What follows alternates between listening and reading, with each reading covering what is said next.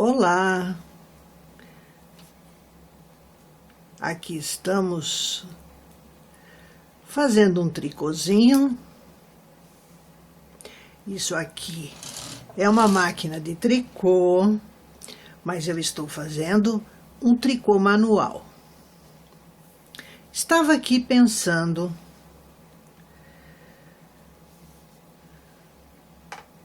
como o tricô entra na vida da gente.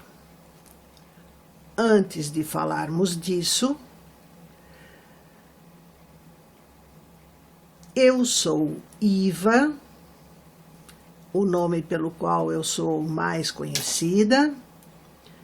Eu sou professora de tricô à máquina, porque de tricô à mão eu não sou professora, eu não sou expert, não é a minha atividade, vamos dizer assim, por paixão,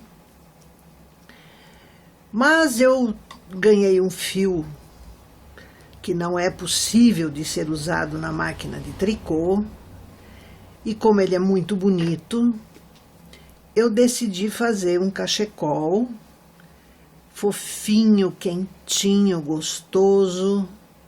Isso é um fio da Círculo, lindo.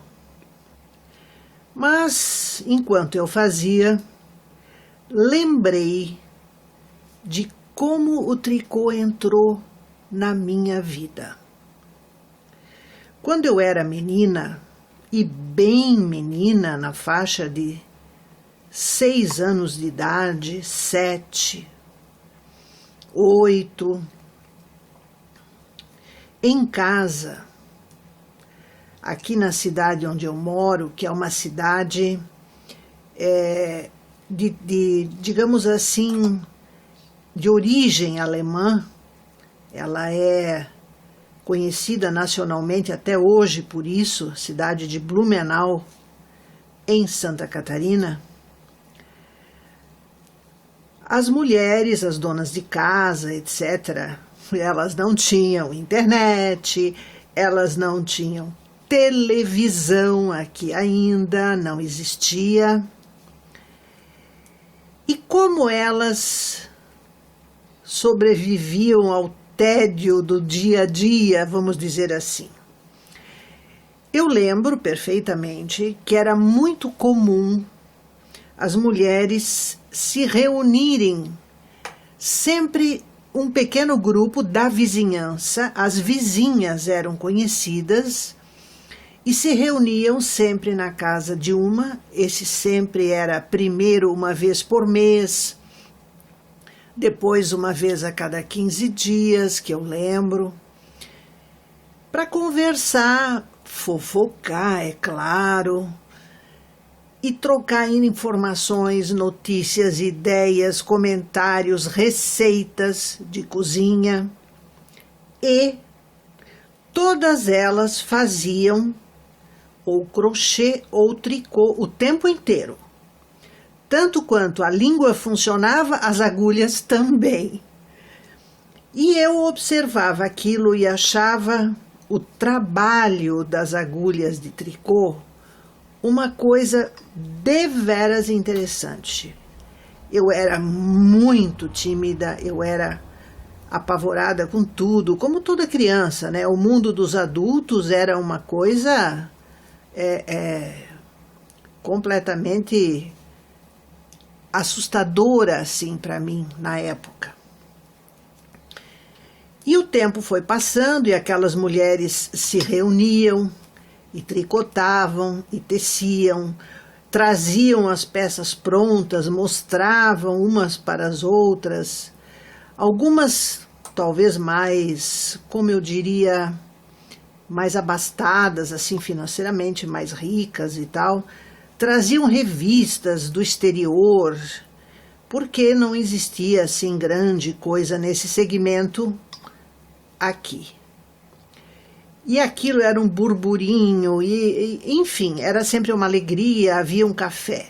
Essas reuniões se chamavam na época de Kränzen, Kränzen é uma palavra alemã. A tradução literal dela é grinalda. É uma coisa redonda, assim. E as mulheres se reuniam numa roda, então por isso chamavam, provavelmente por isso, digo eu, né? Porque quem sou eu em matéria de alemão? Eu não falo alemão. Então elas chamavam essas reuniões de Kränzen. Havia um café que se preparava na sala, era uma coisa assim bem, não chique, mas era uma visita, então se tinha um cerimonial, né? Se preparavam, os bolos eram feitos em casa, sobremesa, bolo, doce, café, tudo. Então era quase uma festa esse dia. E cada uma se dedicava a receber bem, a oferecer, né, assim, conforto, cadeiras, a sala era rearranjada para caber todo mundo e tal. E eu sei que com o passar do tempo, eu via muito as mulheres da família fazendo tricô. Crochê ninguém fazia, na minha casa ninguém fazia, mas o tricô sim. E eu, curiosa e tal, comecei a observar, então eu já devia ter uns 9 anos, talvez, quando eu ganhei 2 agulhas de tricô, mais ou menos como essas, eram, né, diferentes, mas eram mais ou menos como essa. Eu não consigo traduzir em palavras a minha alegria. Então, a partir dali, eu fui aprender. Em casa me ensinaram, se dedicaram a me ensinar, e o pouco que eu sei de tricô à mão, até hoje, vem dessa época. Então, eu não fiz grandes trabalhos, mas cheguei a fazer algumas peças copiadas de revista, receitinha, e eu ia fazendo e tal. Então, eu aprendi muita coisa ali. Depois eu comecei a trabalhar fora, já a partir de 12 anos, então eu tinha menos tempo, estudava, trabalhava e o tricô à mão foi abandonado. Mas a gente jamais esquece, porque o tricô é assim, o tricô à mão é assim, você nunca esquece. Então, uma coisa que veio do tricô à mão para mim e que eu vejo muito pouca gente que faz tricô à mão usar essa maneira, é o fio. Elas enrolam no pescoço, elas passam em cada ponto. Eu não, eu seguro assim. E esse meu dedo atua como tensor. E esses dedos aqui, como a mola do tensor ali, a regulagem, eu solto ou aperto como eu quero aqui. Isso foi uma coisa que veio dessa época para mim. Então veja você, esse é o ponto do pensamento. Como tudo na vida da gente acontece com um propósito ou facilita adiante uma atividade que você vá ter no futuro. São detalhes, ensinamentos, dicas e técnicas que ficam para sempre. E no meu caso ficou. Essa forma de pegar o fio me facilita na máquina de tricô. Acredite? Acredite. O que acontece? Quando eu vou fazer um arremate final num trabalho, cujo fio eu cortei antes e ele não está mais no tensor, eu faço a minha mão de tensor e com a outra eu arremato, como aqui eu tricoto com a outra. Então, essa mão segura a agulha, aqui facilita o meu movimento e aqui eu dou tensão no fio. Então, como tudo tem um começo, como tudo vem de algum ponto. Então, você que tem uma máquina de tricô, você tem filhos, você tem filhas, elas estão vendo você. Elas estão aprendendo com você, mesmo que ela não sente do seu lado e fique observando. Ela está aprendendo com você. Isso no futuro poderá fazer uma grande diferença. Então, esse é o ponto. Eu nunca tinha realmente meditado sobre isso e me encantei porque eu comecei a relembrar situações, fatos, cafés, brincadeiras, risos, gargalhadas, pontos, dicas, arremate. Tudo isso veio de uma coisa, digamos assim, de uma idade onde eu ainda não tinha nem condições de aprender, eu era muito pequena.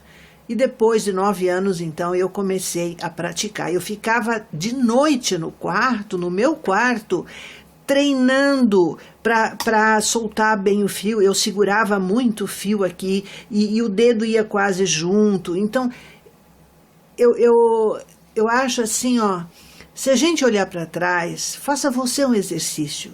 Você tem máquina de tricô, de onde veio essa tendência? Quem te mostrou, quem te falou, quem fazia tricô que te influenciou? Isso é legal, a gente ter essa história. E pense mais, pense na história que você está deixando para alguém, seja uma filha, uma sobrinha, uma neta, uma prima. Alguém que saiba que você tricota, seja a mão ou a máquina, você está influenciando essa pessoa. É legal isso, é quase como uma herança cultural. Porque o tricô nasceu há muitos séculos atrás. Então isso veio de um para o outro, veio uma herança que passa. É assim que é a vida, ela vai de uma para outra pessoa. Assim como eu me lembrei disso agora, a sua filha, sua sobrinha, sua neta vão lembrar do tricô que você fazia, ou faz, né? No futuro fazia, ou aqui na mão, ou aqui na máquina. E quem faz tricô à mão, talvez um dia faça tricô à máquina, certo? Como você. Valeu, beijo!